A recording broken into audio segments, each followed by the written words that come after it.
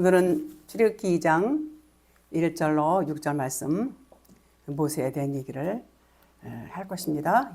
같이 합독하겠습니다. 시작.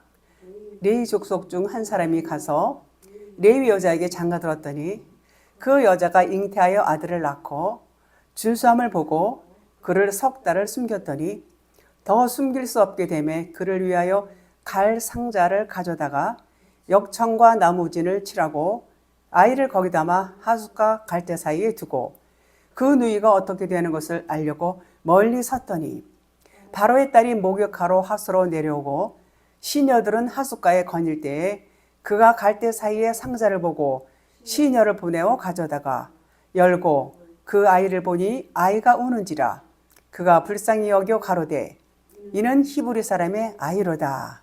아멘. 너희는 그를 나일강에 던지고는 샬라크라고 그래. 샬라크는 내던지다, 세게 던지다 그런 뜻이에요. 그러니까 신의 산에서 받은 돌판을 어떻게 했어요? 던졌어요. 던지니까 깨지는 거죠. 요것이 같은 말씀, 그런 진리의 그 내용이에요. 세게 던진다는 것은 물리세례로 죽는 것을 의미해요. 물리세례로 죽는다 그러면 예수를 의미하고 있어요. 겉에 거 예수. 그러므로 모세가 갈대 상자에 담겨서 나일강에 던져졌다. 요것은 물세례를 의미해요. 물세례. 이제 모세의 그 식구들에 의해서 모세를 갈대 상자에다가 이렇게 넣어서 나일강가에 띄우지요. 물세례를 의미하고 있습니다. 이것은 뭐냐면 육신의 장자, 땅의 장자가 죽어야 영의 장자, 하늘의 장자가 이제 살아나는 거예요. 이제 살아나는, 영이 살아나는 것을 의미해요. 육신의 것들이 죽어야. 그러니까 하나님께서는 전부 그냥 이 말씀이 예수 그리스도에 대한 것을 증언하는 말씀이에요. 전부 예수님에 대한 모형을 통해서 예수 그리스도를 나타내는 말씀이에요. 요 말씀도 그런 말씀이에요. 전부 그리스도. 사무엘하 12장 13절로 14절에 보면 이제 여러분들이 너무 잘 아시는 그 다윗과 밧세바 그 일이죠. 제가 읽을게요. 다윗이 나단에게 이르되 내가 여호와께 죄를 범하였노라 하매 나단이 다윗에게 말하되 여호와께서도 당신의 죄를 사하셨나니 당신이 죽지 아니하려니와 이 일로 말미암아 여호와의 원수가 크게 비방할 거리를 얻게 하였으니 당신이 낳은 아이가 반드시 죽으리이다 하고.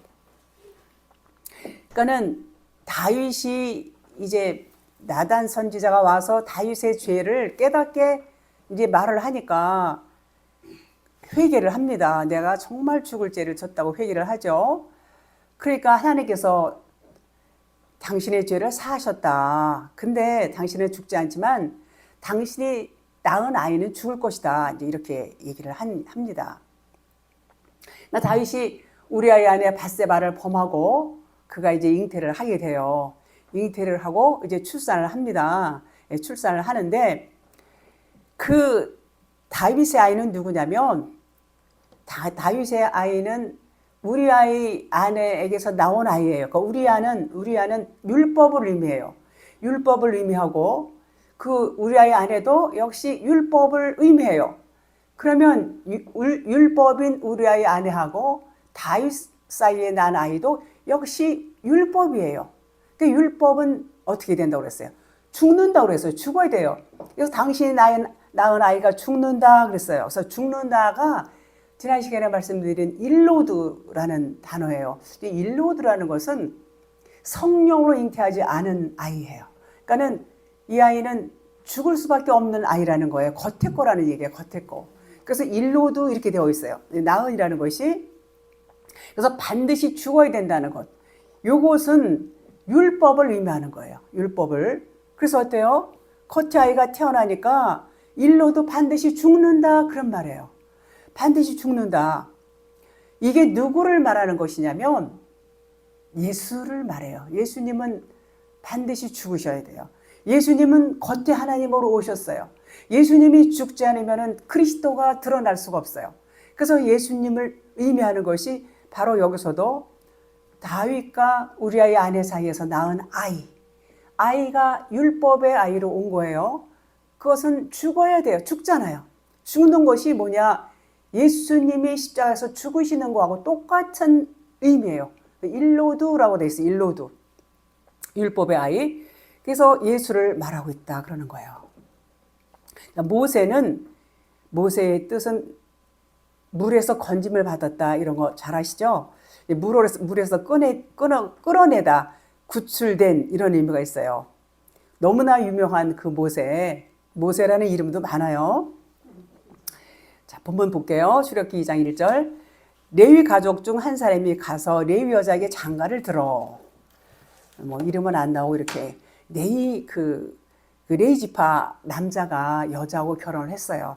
그 얘기예요, 지금. 레위 지파는 제사장직을 하고 있죠. 제사장직을 하는데 이 제사장은 성전에서 레위 지파 사람들은 성전에서 제사 일을 돕고 모든 성전에서의 일들을 이 레위 지파 사람들이 이제 감당을 합니다. 감당을 하는데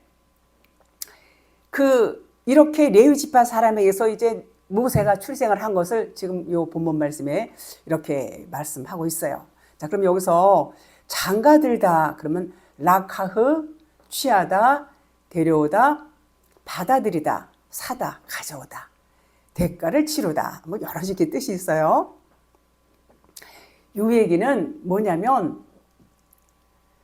장가들다, 취하다 그런데 대가를 치른다 이런 뜻이 있어요. 이 얘기는 우리 예수 그리스도께서 오셔서 십자가 죽으시고 그리스도로 이제 우리 안에 오시잖아요. 그리스도로 우리 안에 오시는 것이 우리에게 장가드는 거예요. 자, 그러면 예수 그리스도께서 장가들기 위해서 어떻게 했어요? 십자가에 죽으셨잖아요. 이게 대가예요. 요 대가, 장가들다, 락하흐가 곧 대가를 치른다. 죽음으로서 우리 신부를 취한단 말이에요. 그러니까 여기서 지금 출애굽기 2장 1절 말씀에서 나오는 그 여자에게 장가들어 대가를 치르고 장가든다는 얘기예요. 이것도 뭐예요? 예수 그리스도의 모형을 말하고 있어요. 전부 예수 그리스도가 적용되지 않는 데가 없어요. 다. 그래서 이 말씀은 예수 그리스도를 증언하는 말씀이에요. 신약에만 달랑 예수 그리스도 아닌 것입니다. 그건 너무 모르는 말씀이에요. 전부 처음부터 예수 그리스도를 말씀하고 있는 것입니다. 자, 그래서 예수님께서는 우리를 사기 위해서 십자가에서 죽으셨어요. 그래서 우리는 그리스도의 신부가 되는 것이고 그리스도가 우리를 취하면 그리스도만이 생명이고 남자예요. 우리 그래서 신랑이죠. 신랑 예수를 엄청 기다려요. 신랑 예수를 엄청 기다리는데 왜 신랑 예수를 기다려요? 예수라는 말은 사실은 맞는 말이 아니에요. 신랑 대신 그리스도가 맞는 말이에요. 그러니까 진리를 모를 때는 신랑 예수 뭐 그냥 찬송도 그렇게 되고 있고 그래서 그렇게 알고 있었는데 예수는 그리스도다. 예수와 그리스도가 겉과 속이에요. 겉과 속. 우리는 겉의 거는 율법을 의미하고 없어질 것을 의미하고 속의 것이 진짜고 속의 것이 진리예요. 영원한 것이에요. 보이지 않는 거예요. 그래서 우리가 기다리시는 분은 신랑 그리스도가 맞는 말이에요. 그래서 신랑 그리스도와 이제 만나서 연합이 되면 생명을 우리가 받아요. 생명을 받게 되면 씨예요, 씨. 씨를 받으면 아들을 낳게 돼요. 우리가 아들이 되면서 또 우리가 아들을 낳게 되는 것입니다. 그렇게 수단이 되죠. 예수를 깨닫게 되면 그리스도를 아는 거예요. 그 얘기는 이 겉의 율법 말씀을 통해서 진리를 깨달으면 그리스도가 되는 거예요. 그리스도를 아는 거예요. 그리스도와 연합이 되는 거예요. 깨닫는 자는 십자가를 통과한 자들이에요. 십자가 통과하면은 십자가에서 야다를 하는 거예요. 우리가 십자가 죽을 때 그리스도와 한 몸을 이루는 거예요. 한 몸을 이루는 것이 야다라고 그래요. 야다, 동침했다. 그러면 이제는 그리스도로 우리가 부활하는 거단 말이에요. 부활. 전부 그 말씀을 요렇게 저렇게 하고 있어요. 그래서 하나 깨달아지면은 그 다음에 깨닫는 게 좀 수월하죠? 수월해져요. 그래서 겉에 글씨로만 보던 말씀이 예수지만은 그 안에 보이지 않는 진리 그리스도가 있다. 그런 말이에요. 2장 볼게요. 출애굽기 2장 2절. 그 여자가 임신하여 아들을 낳으니 그가 잘생긴 것을 보고 3달 동안 그를 숨겼으나. 자, 모세는 예수 그리스도를 모형하고 있다고 그랬어요. 자, 모세의 형과 누나도 있지만 영적으로는 모세가 앞장서요. 영적으로는 모세가 장자가 돼요. 육적인 장자는 아론이죠. 당연히 아론이지만 영적인 장자는 모세예요. 모세. 그래서 아론과 미리암이 나오는데 누나와 형이에요. 누나와 형이 등장을 하지만 모세는 예수 그리스도를 모형한다고 그랬어요. 모세가 그리스도라고 그러면 아론과 미리암은 예수다. 겉사람과 속사람. 그렇지만 셋은 이제 하나가 되죠. 예수는 그리스도다. 이렇게 말씀을 드릴 수 있습니다. 요한복음 1장 1절에 말씀이 육신이 되다 그랬어요. 말씀이 먼저예요. 말씀이 먼저 있었고 그 다음에 육신이 되는 거예요. 이것처럼 모세가 육신적으로는 동생이에요. 형, 누나, 동생. 그렇지만은 말씀이 먼저 있었단 말이에요. 모세가 먼저 있었어요. 그래서 영적인 장자라고 말씀을 드릴 수 있고 아론은 육적인 장자다. 이렇게 말씀을 드릴 수 있습니다. 우리가 예수 그리스도 그러면 2000년 전에 오신 그 예수님, 하나님의 아들, 우리의 구속자, 요것만 알고 거기 딱 고정되어 있으면은 이거는 복음을 절반밖에 모르는 거예요. 예수 그리스도께서 이 땅에 오신 것이 2000년 전이시지 예수 그리스도는 뭐라고 그랬어요? 나는 아브라함이 있기 전부터 있었다고 그러셨어요. 그분은 창조주예요. 이미 하나님으로서 그가 없이는 지은 것이 하나도 된 것이 없다 그랬어요. 전부 그분이 오셔서 창조하신 거다 이런 말이죠. 그래서 이제 겉사람 아론과 미리암이 이제 태어나지만 그들은 그리스도 겉사람이란 말이에요. 겉사람 예수를 알고 있어요. 그리고 하나님과 함께 계신 진리, 하나님과 함께 계신 말씀이 모세고 말씀이 여기서 진리로 이렇게 표현이 되고 그리스도로 표현이 되고 있어요. 그래서 아론과 미리암보다 먼저 있었던 것이 모세다 그런 말인 것입니다. 그 모세는 그리스도를 증언하는 그리스도의 모형이다 그런 말이에요. 자, 모세가 영적으로 앞서다 그런 얘기예요.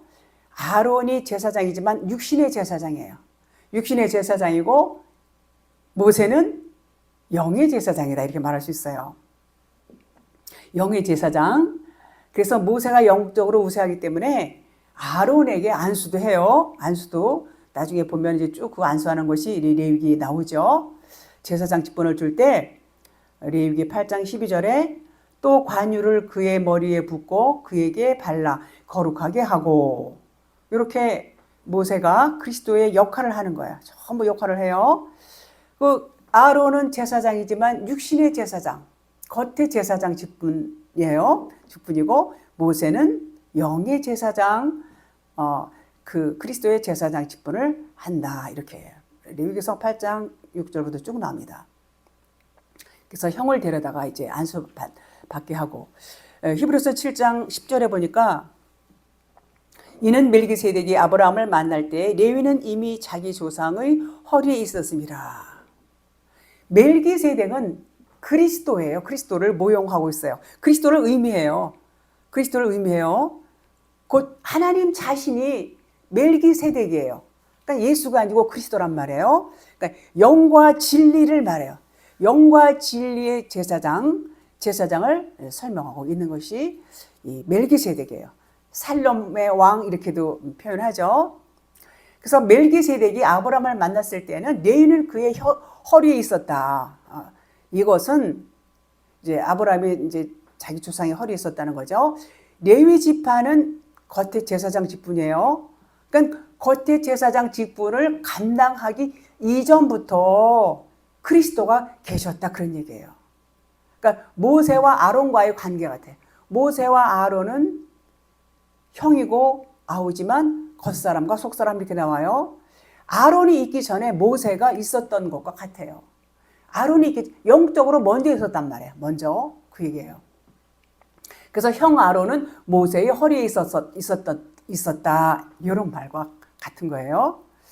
자, 그래서 아론의 제사장 직분은 모형이고 그림자고 진짜 제사장은 그리스도예요. 그리스도시고 모세로 표현되지만 모세도 모형이에요. 모형이고 그림자지만 아론은 겉의 것이고 모세는 속의 것을 나타내고 있습니다. 히브리서 7장 12절에 제사 직분이 바꾸어졌은즉 율법도 반드시 바꿔지리라 그랬어요. 자, 이게 무슨 얘기냐? 제사장 직분은 계속 레위 지파가 했었어요. 근데 이게 바뀐대. 자, 바뀌어진다는 것은 그리스도라고 하는 제사 직분자, 즉 멜기세덱이라는 직분자로 바뀐다 그런 얘기예요. 레위 지파에서 이제는 그리스도라고 하는 멜기세덱이라는 직분자로 바뀐다 그런 얘기예요. 그러니까 혈통, 이 아론의 지파, 레위 지파에서는 혈통으로 제사장 직분을 맡았어요. 근데 혈통의 직분에서 이제는 영의 직분으로 바뀐다는 얘기예요. 그러니까 율법은 땅의 법이에요. 영은 하늘의 법이에요. 그래서 반드시 바꿔져야 돼요. 그래서 육신의 제사장은 모형이고 율법에 의해서 나온 거예요.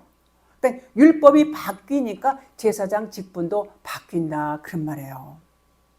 바뀌면 이제 어떻게 바뀌어요? 레위 지파에서 유다 지파로 바뀌는 거예요. 유다 지파는 영적 제사장이에요. 영적 제사장. 이것은 하나님께서 다 계획하시고 그렇게 이미 예정하시고 하나님의 뜻 가운데에서 이렇게 진행하고 계신 거예요. 그게 뭐냐? 그 의미는 육신의 제사장, 육신의 이 법은 율법이죠. 율법은 죄와 사망의 법이에요. 죄와 사망의 법이 이제 생명의 성령의 법으로 바뀌는 거란 말이에요. 이해하시죠? 육신의 율법 아래에 있다가 율법 아래에서 그저 율법에 매어서 이렇게 그 제사 직분 막 형식적으로 하고 다 하죠. 육신의 제사를 하다가 이제는 그리스도 멜기세덱의 직분이 이렇게 와요. 직분이 바뀐다고 그랬어요. 제사 직분이 바뀌었어요. 그러니까 율법도 반드시 바꿔지리라. 그러니까 여기서 율법이 성령의 법, 진리의 법으로 생명의 법으로 바뀐다는 거예요.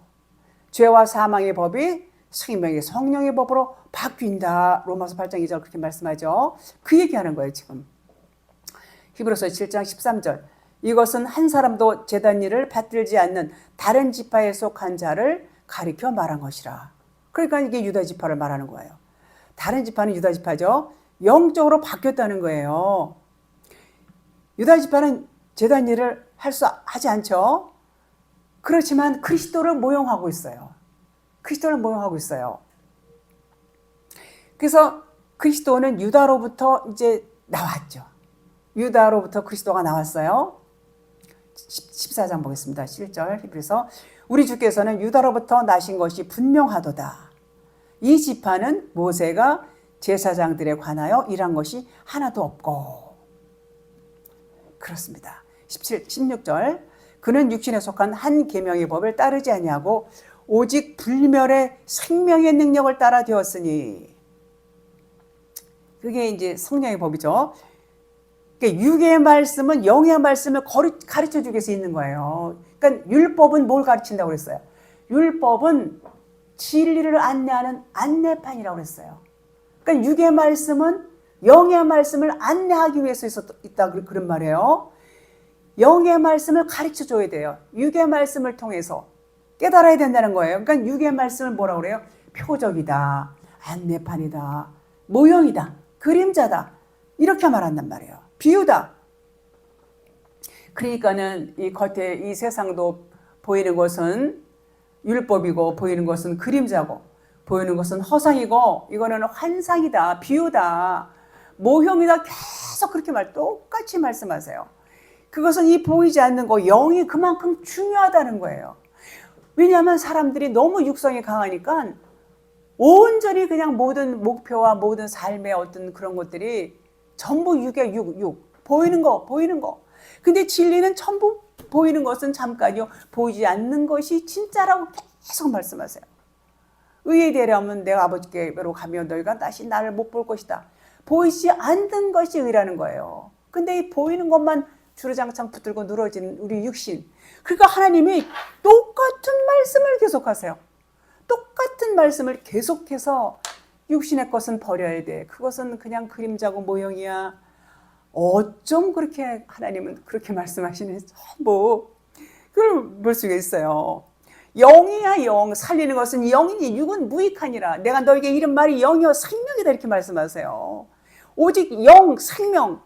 우리가 믿음 생활하는 것은 영과 생명이에요. 이 말씀의 이 본질이 영과 생명. 우리가 추구하는 것이 영과 진리, 생명을 추구하는 거예요. 그게 아니면은 구원하고는 상관이 없게 돼요, 우리가. 그만큼 중요하다는 거예요. 그래서 육신에 속한 율법은 그리스도를 증언하는 거랬어요. 이것은 나에 대해서 증언하는 책이다. 주님도 그렇게 친히 말씀하셨어요. 진리를 증언하고 있는 것이 뭐냐? 이 율법이 육신에 속한 율법. 이것은 진리를 증언하고 있다 그런 말이에요. 그래서 예수님도 십자가에 달리시기 바로 전에도 나는 진리에 대해서 증언하러 왔다. 그렇게 말씀하셨어요. 진리가 그리스도고 진리가 하나님이란 말이에요. 그거 증언하는 거예요. 근데 보이지 않으니까 사람들이 이렇게 그냥 좀 생각을 해도 그냥 넘어가. 그리고 보이는 것들에게만 집착을 한다 그 말이에요. 그러니까 율법이 비유고 모형이고 율법은 그림자고 율법은 그냥 뭐예요? 겉에 보이는 것은 그것은 그냥 그림자일 뿐이에요. 그냥 그림자. 그래서 율법으로는 온전케 할 수가 없어요. 온전케 할 수 없어요. 그냥 진리만을 안내하는 거예요. 진리를 안내를 하면 율법은 자기 역할을 다 한 거예요. 그래서 진리를 우리가 깨닫는다 그러면 율법은 끝나는 거예요.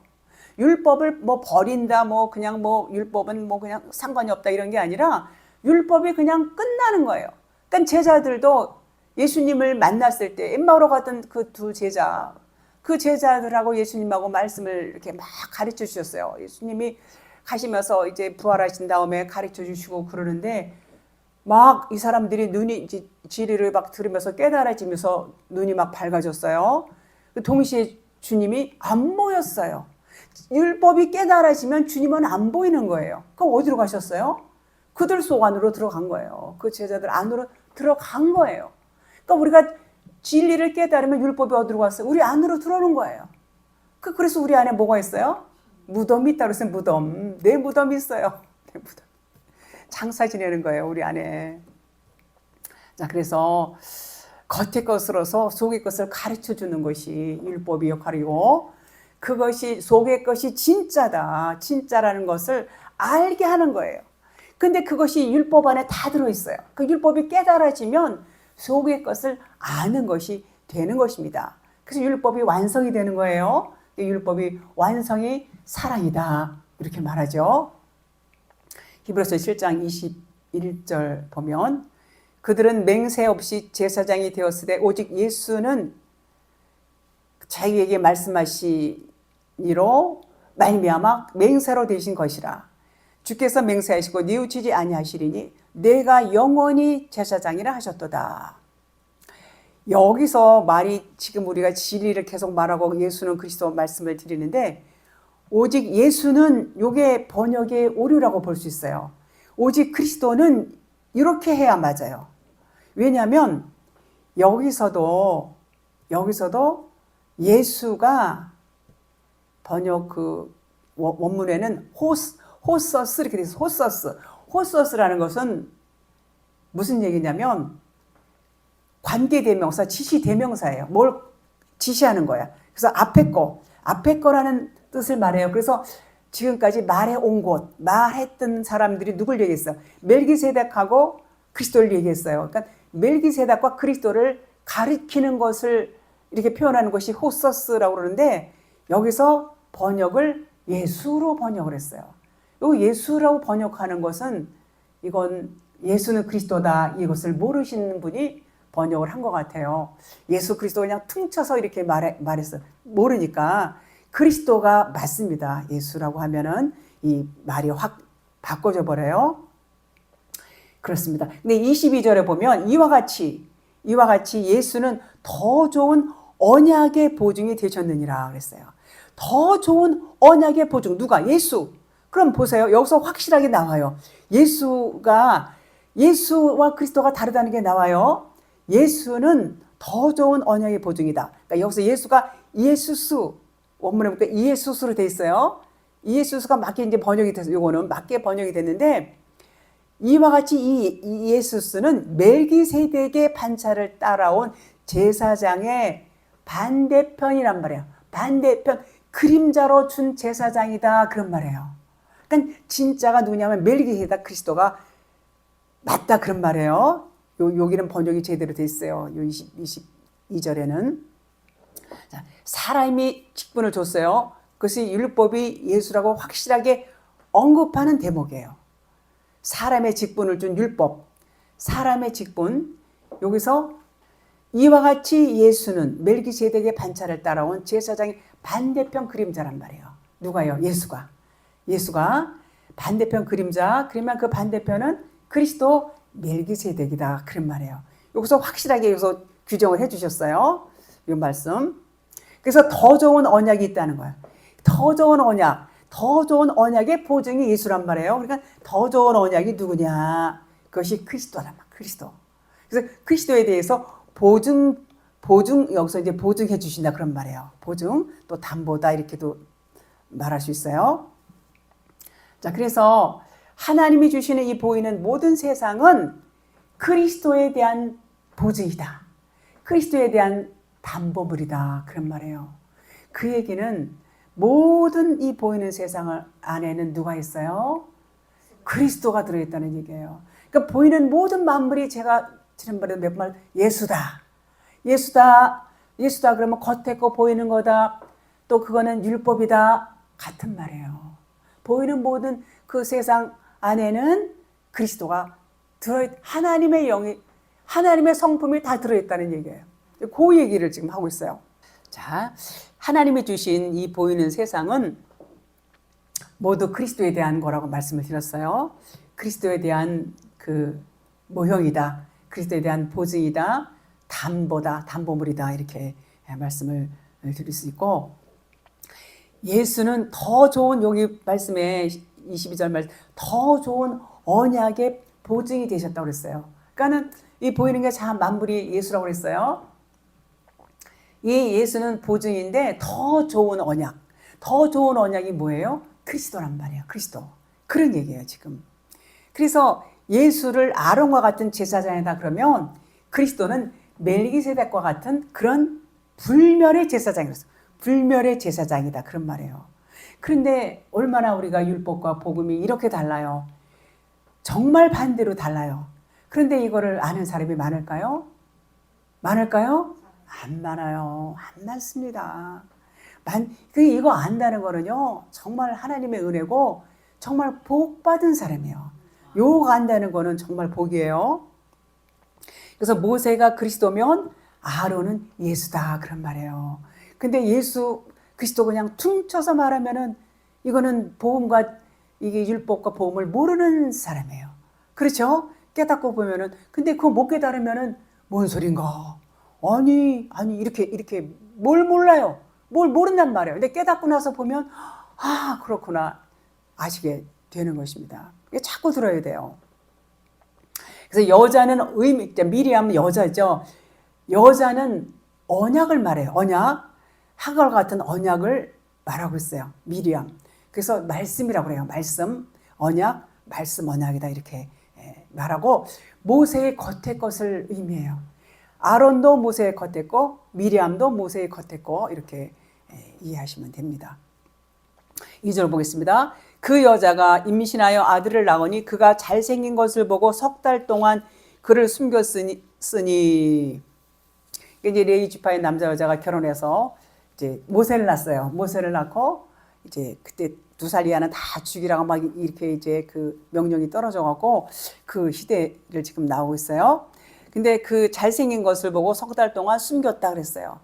자, 그러면 겉의 모양 잘생겼다, 잘생겨서 숨겼다 이렇게 지금 글씨로 써 있지만 이건 율법 차원이에요. 하나님은 그렇게 하는 것을 좋아하지 않으세요. 겉모양을 말하는 게 아니에요. 이거는요. 겉모양 말하는 게 아니라 여기서 잘생겼다 그러면 좋다 그런 의미예요. 이 좋다라는 것을 우리 창세기 보면은 창조하시고 하나님 보시기에 좋았더라 좋았더라 쭉 나오죠. 그런 맥락이에요. 좋았더라 그 잠언. 그래서 여기서 이제 모세가 낳았다는 것은 그 부모가 11호서 11장 23절에 보면 그 부모가 아름다운 아임을 보고 석 달 동안 숨겨 여기서 왕의 명령을 무서워하지 않았으며 이 본문에서는 이 왕의 명령을 무서워하지 않았다는 대목은 없어요. 다른 건 똑같은데 여기서 아이는 파이니온 원문의 파이니온인데 파이스라는 단어에서 왔어요. 파이스는 뭐냐면 노예다, 종이다 이런 말이에요. 그래서 파이니온은 영적인 아들을 의미해요. 아이인데 이 파이니온이라는 뜻은 영적인 아이는 천국의 아이다. 천국의 아이다. 달라요. 그래서 주님이 당시에 두 살 아래로 다 죽이라고 이제 명이 났는데 여기서 그 두 살 이하의 아이를 죽이라고 했을 때 이 아이가 바로 파이스예요. 파이스. 종이란 말이에요. 노예. 근데 예수님은 파이니온으로 나와 있어요. 원문에. 다른 거예요. 그래서 천국의 아이다 이렇게 구별이 됐죠. 근데 모세를 여기서 모세가 파이니온으로 나와요. 모세를 파이니온, 천국의 아이, 뭐 잘생겨서 준수해서 아름다워서 이렇게 번역이 되어 있는데 그래서 숨긴 게 아니라 얘는 천국의 아들이야. 그래서 이제 숨긴 거예요. 그러니까 모세는 누구라고요? 그리스도의 모형이에요. 그리스도의 모형. 그래서 좋은 거예요. 그래서 좋다. 하나님께서 창조하시고 보기에 좋았더라. 요 말씀과 같은 거예요. 자, 그래서 여기서 명령을 무서워하지 않았다고 말했어요. 명령을 무서워하지 않았다는 것은 모세의 부모는 레위지파죠. 레위지파로서 영이 뭔지 율법이 뭔지 알았어요. 그래서 율법을 통해서 진리를 알았다는 거예요. 알았기 때문에 율법을 무서워하지 않았다. 율법을 이제 진리를 알게 되면 율법으로 뭐 그냥 뭐 죽인다는 게 엄청 많이 나오고 뭐 저주를 받는다 뭐 별거 뭐 십계명 어기면 이런 거 많이 나오잖아요. 진리를 알면 그거 보고 두려워해요? 안 두려워요. 그 진리를 알기 때문에 그 바로가 명령한 그 명령을 무서워하지 않았다. 그런 의미인 것입니다. 석 달 동안 숨겼다. 석 달 동안 율법으로 덮여 있었다는 거예요. 율법으로 덮여 있었어요. 숨겼다는 것은 진리를 드러내기 위해서 덮어두었다 그런 얘기예요. 진리는 그냥 푹 드러나는 게 아니에요. 다 율법 안에 덮여 있어요. 뭐가요? 진리가. 열려야 돼요. 눈이 열려, 그러니까 진리의 영이 와서 열려줘야 돼요. 계명이 이르러야 돼요. 열렸다는 얘기예요. 열려야 알아요. 그 계시가 임해야. 그래서 여기서 숨겼다가 진리로 드러내려서 덮어놓은 거예요. 석 달은 3이죠. 3일길을 말하고 있어요. 그러니까 3일길로 인해서 3일길이 되면 진리는 드러나게 돼 있어요. 진리가 드러나는 거예요. 3절 더 숨길 수 없게 되매 그를 위하여 갈대 상자를 가져다가 역청과 나무지를 칠하고 아기를 거기 담아 나일 강가 갈대 사이에 두고. 율법으로 가린다고 해서 가리는 게 아니에요. 가려질 수가 없어요. 진리는 때가 되면 드러나게 돼 있어요. 그래서 숨길 수가 없는 거예요. 이제 율법에서 이제 나와야 되는 거예요. 이제 진리가 드러나기 위해서. 그래서 갈대 상자, 갈대라는 것은 흔들린다는 뜻이에요.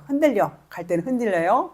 마태복음 11장 7절에 그들이 떠나며 예수께서 요한에 대하여 말씀하시되 너희가 무엇을 보려고 광야에 나갔더냐? 바람에 흔들리는 갈대냐? 갈대는 바람에 흔들리는 거예요. 근데 그 갈대 상자를 만들었어요. 그 갈대 흔들리면 울리면 하는데 요 대목이 마태복음 11장 세례 요한을 말하면서 요거는 갈대는 율법을 의미해요. 율법 겉에 것을 의미해요. 율법을 갈대다 이렇게 말해요. 왜 갈대냐? 왜 흔들리냐?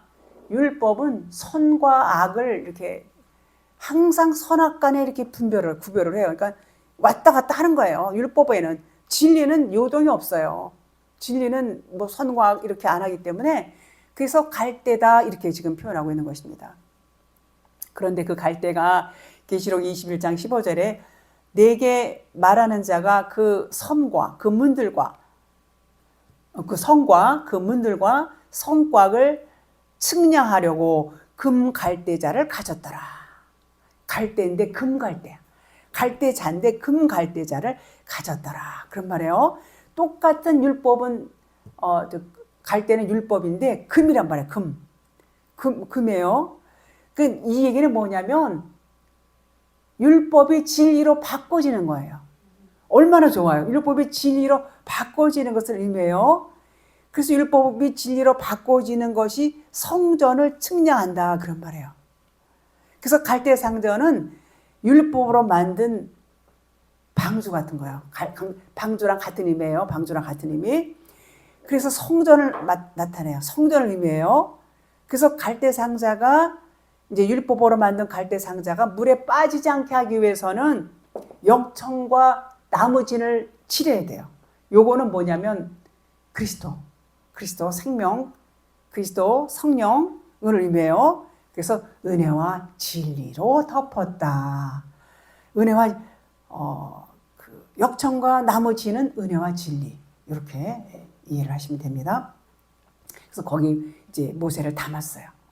성전 요 갈대 상자가 성전을 그 율법으로 만들어서 이제 진리로 이렇게 다 칠해서 진리로 덮었어요. 그래서 요 사이 그 성전에 담았어요. 그 모세를 요 갈대 사이에 뒀다 그랬어요. 갈대 사이. 그러면 갈대 사이는 수프 그래요. 수프. 수프는 뭘 의미하냐면 골풀, 뭐 해초, 홍해 이런 의미를 갖고 있어요. 사이에 그러면 사이는 이렇게 그 갈대 상자가 물의 절반은 들어갔어요. 그리고 절반은 위로 올라오고 요것을 의미하고 있어요. 그래서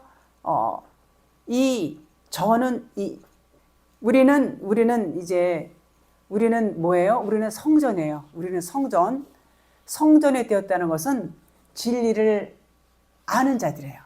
진리를 알기 때문에 이제 성전인데 이 갈대 상자에 담긴 이 모세도 절반은 물 밑에 들어가고 위는 떴다고 그랬어요. 그러면 물 밑은 율법을 의미하고 물 위는 진리를 의미해요. 진리를 성전 안에 있지만 율법과 진리 그래서 사이에 이렇게 말을 하고 있어요. 우리는 전부 성전이에요. 성전인데 그 성전 되었다는 것은 진리를 알고 있어요. 진리를 알고 있지만 우리는 세상에 살아요. 세상에 살고 있기 때문에 율법이 없을 수 없어요. 그래서 이 율법을 아랫물이라고 그래요. 율법 아랫물 밑에 잠겨 있어요. 잠겨 있지만 우리는 진리의 사람들이에요. 그래서 잠겨 있고 또 위는 하늘적인 사람이다. 이렇게 그렇지만 우리는 그 율법 안에서 진리로 이제 배워나가는 그런 삶이지요. 그런 것과 같습니다. 4절 그의 누이가 어떻게 되는지를 알려고 멀리 섰더니 요것은 진리하고 멀리 떨어졌다 그런 상태를 말해요. 그러니까 우리가 진리를 알면서 이제 율법이 진리가 아니구나 이제 알았어요. 율법이 진리가 아니라는 것을 알았지만 그 알았음에도 불구하고 우리는 여전히 율법 안에 있어서 온전히 진리로 들어서지 못하고 있어요. 지금 율법에서 진리로 바꿔지는 과정. 그러니까 진리에서 좀 멀리 있는 것을 멀리 있더니 이렇게 말해요. 진리하고 좀 떨어진 거. 그래서 요렇게 우리가 진리는 어때요? 진리는 우리가 파도 끝이 없어요. 계속 알아나가는 거예요. 우리가 조금만 이렇게 육신적으로 돌리면은요, 육신의 생각을 하고 육신적인 말을 하고 육신의 삶을 살면은 멀어지는 거예요. 그래서 빨리 돌이켜야 돼. 빨리 돌이키고 자꾸 진리의 말씀을 듣고 진리를 묵상하고 그렇게 함으로 인해서 가까이 가야 돼요.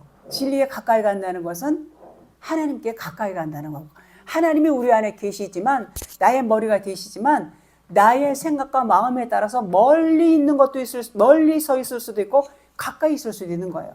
항상 그분은 우리 안에 계시지만 내가 다른 생각하면 그만큼 떨어졌다 그런 말이에요. 조금 육신적인 생각하면 그 얘기인 것입니다. 신명기 30장 14절. 오직 그 말씀이 내게 매우 가까워서 내 입에 있으며 내 마음에 있은즉 내가 이를 행할 수 있느니라. 자, 그러니까 하나님의 진리는 가까이 있다는 거예요. 우리 입에 있다는 거예요. 우리 입에. 근데 우리의 마음이 하나님과 지금 그 말씀 멀리 있으면 입에서 나오는 말도 하나님과 멀리 있는 거예요. 그러니까 우리가 말 한마디 하는 것도 굉장히 지금 내가 진리의 사람인데 자꾸 비진리의 말을 하면은 그만큼 하나님과 멀리 있어요. 그러나 우리가 날마다 진리를 묵상하고 진리의 말씀을 듣고 진리로 말을 하면 가까이 있어요. 그 말씀이 내게 매우 가까워서 내 입에 있으며 내 마음에. 그러니까 네가 진리의 말을 할 수 있다는 얘기예요. 네가 진리의 말씀을 충분히 할 수 있어. 내 입에 있고 네가 진리의 말을 한다는 건 내 마음에 있다는 거. 내 마음에 있는 게 말이 나오잖아요. 지금 그 말이에요. 네가 이걸 할 수 있어. 그 말이에요. 요 아멘이죠. 본문 5절 보겠습니다. 바로의 딸이 목욕하러 나일강으로 내려오고 시녀들은 나일 강가를 거닐 때에 그가 갈 때 사이에 상자를 보고 시녀를 보내어 가져다가. 바로는 바로 왕, 겉에 하나님을 의미한다고 지난번에도 말씀드렸어요. 겉에 하나님을 모형하고 있어요. 바로 왕, 바로 왕. 바로의 딸은 여자죠. 딸은 다 여자죠. 언약을 말해요. 언약. 이 바로의 딸이 히브리 아이인 줄 알았어요. 히브리 아이인 줄 알면서 그 아이를 자기의 아들로 키우려고 마음을 먹죠. 그걸 거두게 돼요. 자기가. 그래서 그 바로의 딸이 나일강에 목욕하러 이제 내려왔다고 그랬어요. 내려왔다고 그랬어요. 요 얘기는 목욕하러 내려왔다고 표현하고 있지만 세례를 베풀려고 내려온 거나 같은 얘기예요. 세례를 주기 위해서 누구를? 모세를 세례를 주기 위해서 이렇게 나일강에 왔다. 이렇게 볼 수 있습니다. 그러니까 바로의 딸은 하늘에서 내려온 언약이에요. 말씀. 언약의 말씀이에요. 말씀을 지금 이렇게 상징하고 있어요. 그래서 목욕하러 왔다는 것은 세례를 베푸는 것의 표현이고 모세가 갈대 상자에 넣어져서 나일강에 띄워진 것은 나일강에 띄워졌어요. 누가 띄웠어요? 그 부모가 그 가족이 띄웠어요. 갈대 상자에 담아서. 요것은 물 세례를 의미해요. 물 세례를 의미하고 그것이 이제 모세의 겉에 부분이죠. 세례 요한과 같은 일을 세례 요한은 뭐 하는 사람이죠? 세례를 주는 사람이에요. 세례를 주는 사람. 그것을 주러 왔는데 요것을 누가 했냐면은 모세의 부모와 그 가족. 모세를 세례를 주는 일을 했어요. 그 강에 띄운다는 것 자체가 물 세례를 의미하고 있어요. 물 세례를. 마가복음 그 전에 두 번째는 이제 물 세례 받고 난 다음에는 불 세례. 불 세례는 성령 세례인데 성령 세례는 살리는 영을 의미해요. 살리는 영. 살리는 것은 누가 살리냐면 그 내버려 두면 죽잖아요. 근데 살린단 말 건져내는 거예요. 요것을 불 세례다 이렇게 말할 수 있어요. 바로의 딸이 불 세례를 주려고 나일강에 내려온 거예요. 목욕한다고 했지만 그 세례를 주기 위해서 성령 세례를 주고 있다. 이렇게 말할 수 있어요. 이거 누구예요? 바로의 딸. 바로의 공주. 그렇게 말할 수 있어요. 성령 세례. 마가복음 1장 9절로 10절. 그때 예수께서 갈릴리 나사렛으로부터 와서 요단강에서 요한에게 세례를 받으시고 물 위에서 올라오실새 하늘이 갈라짐과 성령이 비둘기같이 자기에게 내려오심을 보시더니. 예수님이 세례 받으시는 것이 모세가 나일강가에 갈대상자 안에 떠 있는 거하고 똑같은 거예요. 그렇게 같은 맥락이에요. 그런데 거기서 성령이 비둘기같이 임하시는 것은 뭐예요? 물세례 받을 땐 죽어요. 물에 빠지면 죽죠. 그러면 성령이 비둘기같이 올라오고 이제 살아나는 거예요. 살아나는 거. 살아나는 것인데 물에 떠 있는 모세를 이제 살렸단 말이에요. 누가 살렸어요? 바로의 딸이 살렸어요. 바로의 공주가 살렸어요. 그래서 딸이 이 모세의 딸 공주가 성령 세례를 주는 것은 무슨 얘기냐면 건져주는 것 자체가 건져주는 거 살리는 거예요. 건져주는 것 자체가 성령 세례다 그런 말이에요. 6절 보겠습니다. 마지막 열었어요. 그 방주를 열고 그 아기를 보니 아기가 우는지라. 그가 그를 불쌍히 여겨 이르되 이는 히브리 사람의 아기로다. 여기서 열고는 계시가 열리는 거예요. 계시가. 요 갈대 상자 안에 갇혀 있었는데 계시가 열리는 거예요. 방주의 문이 열리는 것과 똑같은 표현이에요. 뭐 하늘이 막 열려서 막 노아의 방주 때 막 하늘이 막 열려서 뭐가 내려왔어요. 엄청나게 물이 40주야를 쏟아졌다고 그랬어요. 열린 거예요. 이게 열리다는 그런 표현이에요. 그래서 열고 그 아기를 보니 이런 표현이 이제 그런 의미예요. 마가복음 1장 10절에 곧 물에서 올라오실새 하늘이 갈라짐과 성령이 비둘기같이 자기에게 내려오심을 보시더니 여기서 하늘이 갈라짐과 하늘이 열리고 그러니까 모세가 당겨있는 그 갈대 상자를 열고 다 같은 의미인 것입니다. 그래서 하늘이 갈라졌다. 열렸다는 거. 바로 딸이 갈대 상자를 열고 보는 것이 성령이 내려온 거예요. 성령이 내려온 것이고 아기를 보니까 우는지라. 운다는 것은 성령이 내려오니까 이제 율법이 깨지는 거예요. 율법이. 첫 번째 돌판이 깨지는 거예요. 말씀이 깨지는 거예요. 율법 말씀이 깨지는 거예요. 첫 돌판. 그래서 모세가 첫 번째 말씀 장자로서 깨지고 죽는 것을 의미해요. 첫 번째 말씀 장자. 첫 번째 말씀이 뭐예요? 율법의 말씀. 율법의 말씀이 깨지는 거예요. 깨지는 거 죽은 거예요. 이게 물세례를 의미하죠. 이것을 이제 물세례를 이제 죽었어요. 죽었는데 이제 바로의 딸이 살려주는 일을 하잖아요. 살려주는 것은 이제 불세례, 성령 세례예요. 이것이 바로의 딸이 하는 거예요. 성령이 하신 일이죠. 그를 불쌍히 여겨 이르되 이는 히브리 사람의 아기로다. 불쌍히 여겨 성령님이 불쌍히 여기죠. 이는 히브리 사람의 아기로다. 자, 히브리는 강을 건넜다. 물을 건넜다. 그런 의미예요. 강을 건넜다, 물을 건넜다는 얘기는 이제는 율법 차원에서 이제 율법 차원에서 건너서 이제는 하늘적인 차원이라는 얘기예요. 그런 의미를 갖고 있는 것이 요 히브리를 의미해요. 그래서 이제 물세례를 받고 살아났다. 그런 의미를 갖고 있는 것이 히브리다. 그런 말인 것입니다. 오늘은 여기까지 하겠습니다.